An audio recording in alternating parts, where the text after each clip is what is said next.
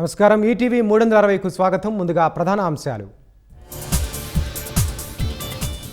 సమపాలలో political management, bureaucratic action. ప్రజా సమస్యల పరిష్కారానికి ప్లాన్ సిద్ధం చేయాలన్న సీఎం. 5 ఏళ్లలో 20,000 స్టార్టప్లు, 1,00,000 ఉద్యోగాలే లక్ష్యమన్న Lokesh. India Korea startup corridor ఏర్పాటుకు ఆహ్వానం. మతాల మధ్య చిచ్చు, రాష్ట్రంలో అశాంతే రావణ్ లక్ష్యం. యువతను మావోయిస్టుల వైపు పురుగొల్పుతున్నారని రిమాండ్ రిపోర్ట్. హైకోర్టులో 3 అదనపు జడ్జిల ప్రమాణం. 29 నుంచి 32కు చేరిన న్యాయమూర్తుల సంఖ్య.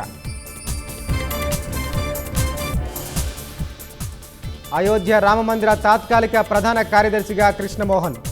ట్రస్టు కార్యవర్గ సమావేశంలో నిర్ణయం. పహల్గామ్ ఉగ్రదాడి నిందితుడిగా లష్కరే చీఫ్ హఫీజ్ సయీద్. ఎన్ఐఏ దాఖలు చేసిన అనుబంధ ఛార్జ్షీట్లో వెల్లడి. సామాన్యులపై మరోసారి ఫోన్ రీఛార్జీల భారం.